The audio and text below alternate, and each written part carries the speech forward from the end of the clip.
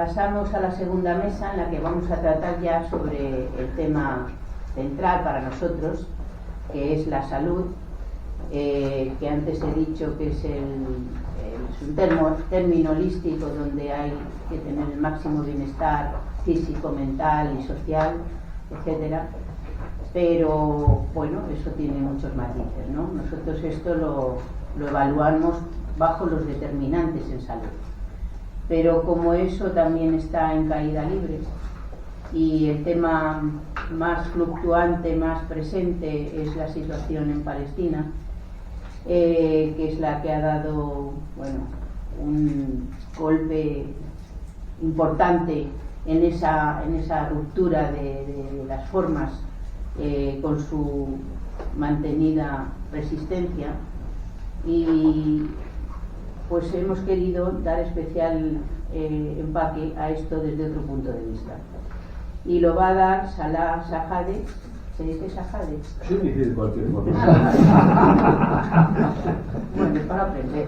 No, va a ser difícil porque llevo 60 años en este país y todavía no... Todavía no te he cogido. El que no sea Pepe o Juanito no... No, yo lo te he dicho no medio funciona, bien. No funciona. Médico especialista en neurología, licenciado en Historia y Geografía por la UNED, resiliente y resistente palestino de siempre, nacido durante la Nakba, en un pueblo cercano a Jaffa, Tel Aviv. Salah, bueno, como estuvimos viendo a ver cómo encajar esto, él va a hablar de lo que bien le parezca, pero a mí se me ocurrió denominar esto: ¿qué salud hay ante un genocidio sin fin? ¿Cómo hablar de salud ante un genocidio sin fin? Tienes la palabra. Sí, buenas tardes a todos. No suelo yo levantar mucho la voz cuando hablo. No te preocupes. El caso es que a mí se me ha pedido una opinión, una charla sobre el tema de la salud en Palestina, específicamente en Gaza y en la orilla occidental, sobre todo a raíz del genocidio que ha empezado contra el pueblo palestino el 7 de octubre, que es un genocidio, por cierto, mucho más antiguo, que venía arrastrándose desde 1948.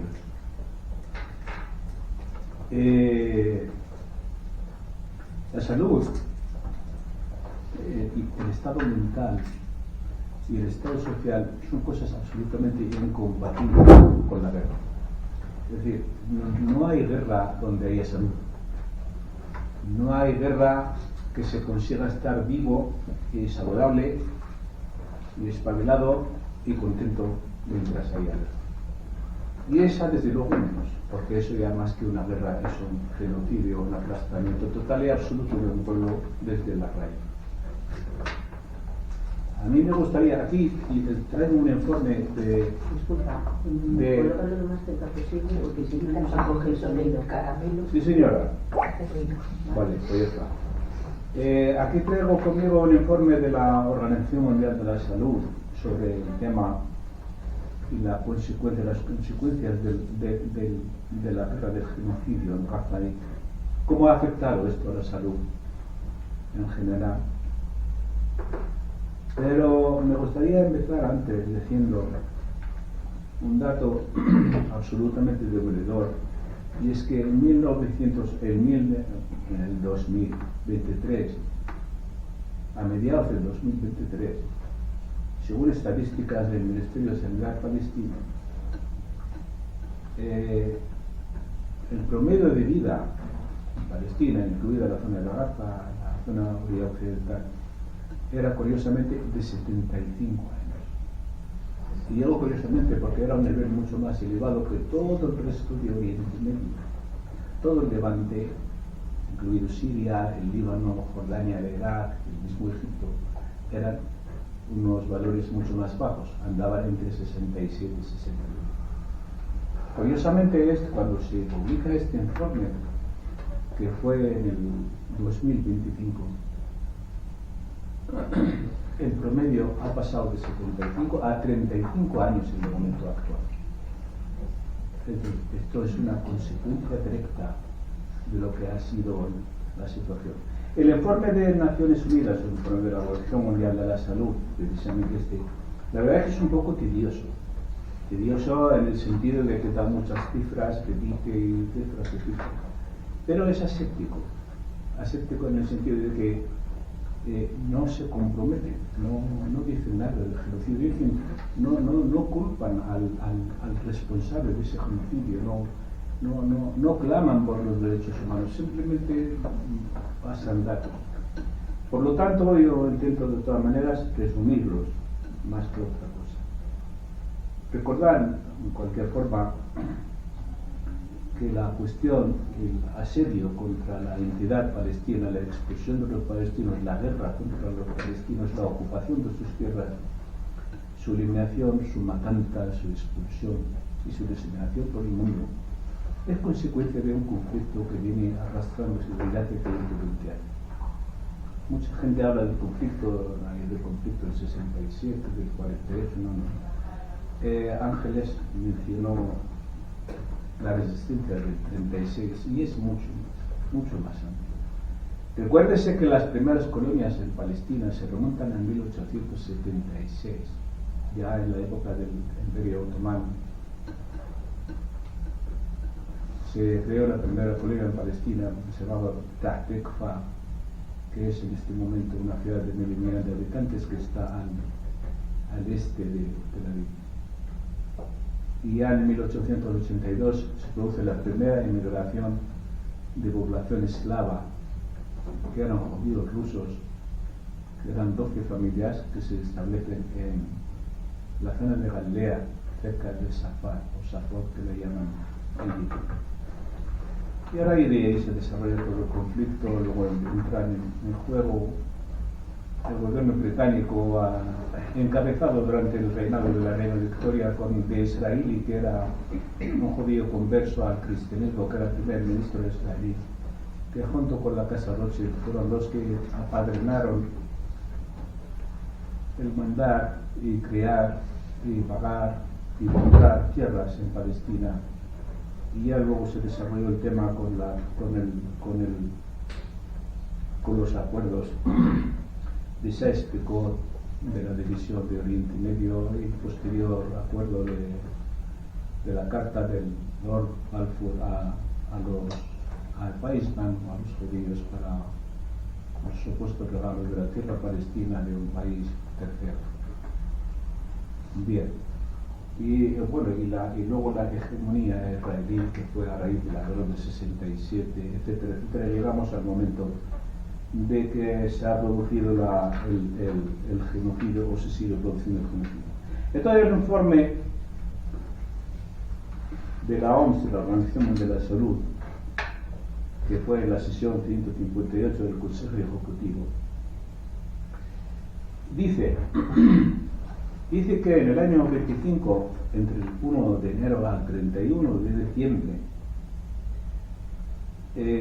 se notifican 25.985 muertos y 66.900 heridos, más o menos. Esto es dando lugar a que desde el 7 de octubre del 23 la cifra de muertos asciende a 72.000 y de heridos 128.000. La inmensa mayoría fueron, claro, evidentemente en la franja de Gaza, 4.000 en la ribera occidental, etcétera, etcétera. Pero de todos esos asesinatos y esos muertos, el 52% de ellos, de todas las defunciones, eran mujeres, niños y personas ancianas. Ahí no había ni combatientes ni combativos. Bueno, por el tema de la salud, se informa aquel mismo año que ha habido 449 ataques a centros de salud, causando entre los sanitarios a 125 muertos y 375 heridos, junto con 200 ataques en la orilla occidental con 13 muertos. Hay que remontarse atrás en el tiempo, antes de que empiece este genocidio, y recordarle a la gente una cosa importante. y es la sanidad que había en Palestina hasta octubre del 23, tanto de Gaza como en la orilla occidental, era curiosamente bastante buena, y además incluso tenía 3 ramificaciones. Una era la sanidad pública que gestionaba el Ministerio de Sanidad palestino o la autoridad sanitaria de Hamas en la Franja de Gaza, y el Ministerio de Sanidad palestino en la orilla occidental, que eso se llama la sanidad pública. Pero después, paralelamente a esto, y incluso más importante que esto, la otra rama era la sanidad que suministraba la UNRWA. Acuérdese de que la UNRWA era la columna vertebral del apoyo económico y sanitario a la población palestina hasta aquel momento. Y encima había lo que se llama la sanidad privada, es decir, había una sanidad bastante importante. En cuanto se produce o se empieza el genocidio, en la Franja de Gaza existen 36 hospitales. 36 hospitales públicos, hospitales donde se atiende la gente. En finales del 25, 18 de esos hospitales y casi 100 de los centros de atención primaria funcionan muy poco, muy parcialmente, porque habían sido destruidos. Es más, se habían agotado más del 50% de las existencias de los medicamentos y del material médico. Ahora, sin tanta guerra visible y tanto genocidio visible, en la orilla occidental pasaba más o menos lo mismo, pero por una razón más diferente, y era la obstaculización y el obstáculo permanente por las barreras físicas y las restricciones en la circulación, de manera que la gente era incapaz, no tenía posibilidad de llegar a los centros donde tenía que llegar a ser tratados, donde tenían que ser tratados. Se daba el caso incluso en algunos sitios de mi pueblo mismo, que tenía una barrera de salida que estaba cerrada, se cerraba, se abría a gusto del consumidor que ocupaba el terreno. Se daba el caso de gente que tuvo infartos de miocardio en la puerta esta para poder salir al hospital y no salía y se moría. Pero este es un caso mío personal, pero volvemos a lo mismo. Es decir, una muestra de cómo son las restricciones a la circulación de las barreras físicas para impedir esto. Esto al final, este genocidio produjo una destrucción generalizada de todas las estructuras y de los medios de vida de toda esta gente. Es decir, el informe de la OMS comenta que incluso en Runa, que están ya en fase 3, 4, incluso alguna vez en fase 5, casi 1.100.000 personas en este mundo. Ahora bien, ¿esto qué lleva? Pues lleva el deterioro sanitario que se produce toda esta guerra, lleva a los casos típicos que había en tiempos pasados y que empiezan a aflorar, casos de meningitis, las infecciones y sobre todo las infecciones respiratorias agudas, las infecciones de diarrea. Las diarreas ya no tienen tratamiento. Ahora bien, en la guerra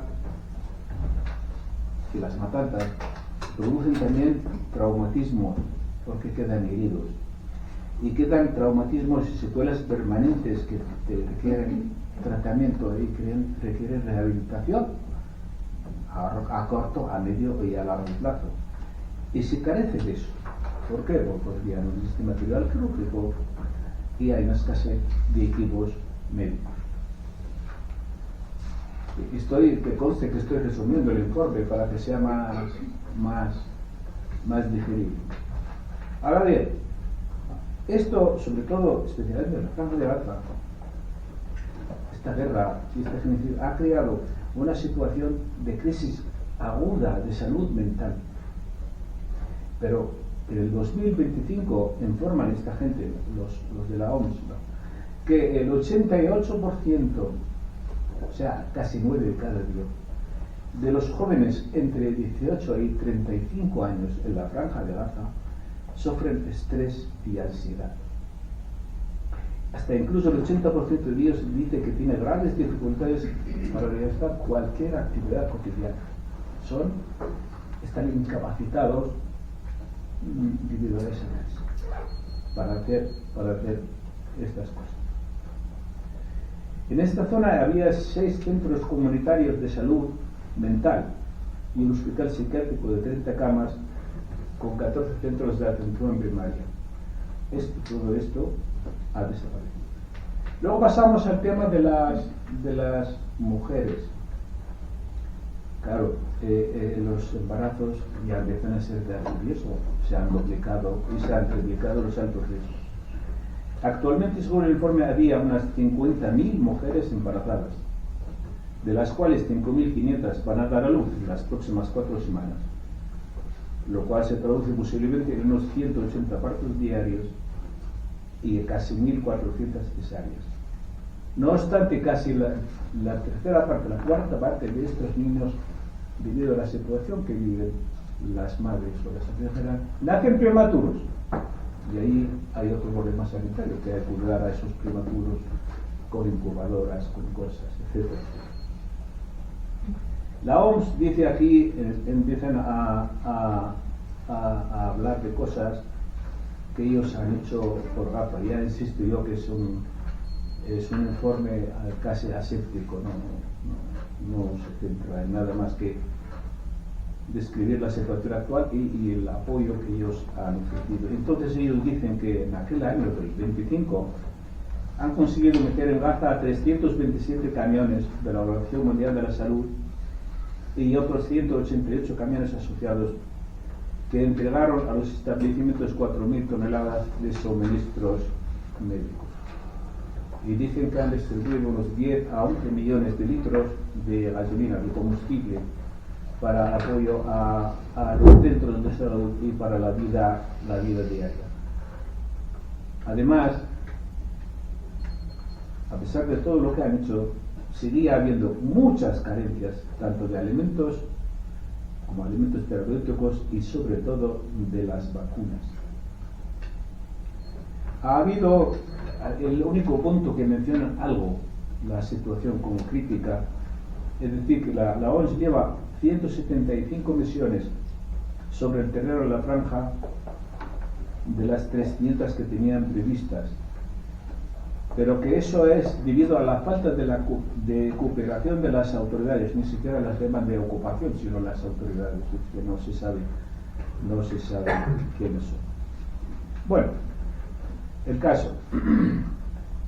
Comentan que han prestado ayuda humanitaria, asistencia de salud a 390.000 personas a la semana en la franja de Gaza. Entre el 1 de enero y el 31 de diciembre de aquel mismo año, los servicios de atención primaria y secundaria realizan cerca de 16 millones de consultas clínicas. Asimismo, en la orilla occidental, a lo que la gente llama Cisjordania, que no tiene por qué, en la orilla occidental, que había 35 centros asociados que presentaban también asistencia humanitaria de salud. Entre ellos había consultorios móviles, que eran 11, a los que asistían 145.000 personas, y trabajaban en 246 lugares, pero que había restricciones en todas. En la franja de Gaza desplegaron 50 equipos médicos de emergencia internacional que realizaron 1,8 millones de consultas y practicaron 24.280 cirugías de urgencia y atendieron de traumatismos a 123.000 personas. En total, de toda esta gente que veían en los centros de salud, en los centros de apoyo y en las cirugías, 345.700, mire qué número, que etcétera, 345.000 de los atendidos en todos los centros eran niños menores de 5 años. Vuelvo a repetir, 345.000 de los afectados eran niños menores de 5 años. Aquí comentan ellos que han prestado ayuda para suministrar medicamentos a un hospital Al-Nasser y otro hospital de campaña y rehabilitación completa, no sé qué, etcétera, etcétera. Yo no voy a pasar por alto porque no va ninguno. Bueno, Ha habido vacunaciones también. Dice que han vacunado contra la poliomielitis a cerca de 600.000 niños menores de 10 años durante 3 rondas de campañas suplementarias de vacunación. En la franja, la Organización Mundial de la Salud consiguió la entrada en la franja de 243 camiones que transportan 4.375 palés de material médico. En este momento actual hay 6 hospitales y 22 centros de atención primaria que recuperaron parte de su actividad operativa, con lo cual están empezando a reanudar gradualmente los servicios esenciales. No obstante, no hay ningún hospital en toda la franja de Gaza, y eso que había 36 al principio, no hay ningún hospital en la franja de Gaza que funcione plenamente y esté operativo. Y en la zona norte no hay ni hospital ni nada operativo. Es decir, lo que es la zona norte de la franja, la zona de Jabalia y todo eso que el ejército de Israel se ha establecido ahí de forma permanente, diciendo que eso se lo van a quedar. Esta gente, en última instancia, según ellos, dicen, ¿y entonces qué se puede hacer? Entonces, según la OMS, son cosas. Dice que mantener y reforzar el alto el fuego, que eso va en beneficio de todos porque mejora las operaciones humanitarias y de salud, y garantizar el apoyo internacional, sobre todo de carácter financiero, logístico y técnico, para permitir la acción y la coordinación de organizaciones no gubernamentales en todo el territorio palestino ocupado, mantener los servicios de salud esenciales dentro de lo posible y reforzar los circuitos de derivación y ampliar las evacuaciones médicas.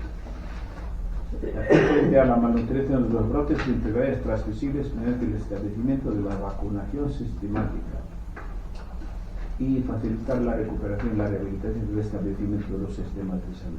En conclusión, yo saqué este informe simplemente porque me parecía lo más neutral que podía haber. Este es un informe aséptico, neutro, no critica a nadie, no favorece a nadie, simplemente describe la situación sobre el terreno. Pero la situación sobre el terreno es mucho más grave.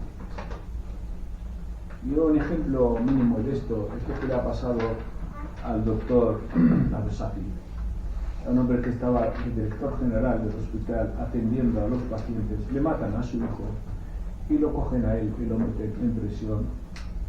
En este momento es una especie de esqueleto vivo. El esqueleto simplemente es un esqueleto humano que no tenía ninguna culpa de nada, simplemente era director de un hospital donde atendía a pacientes enfermos, etc.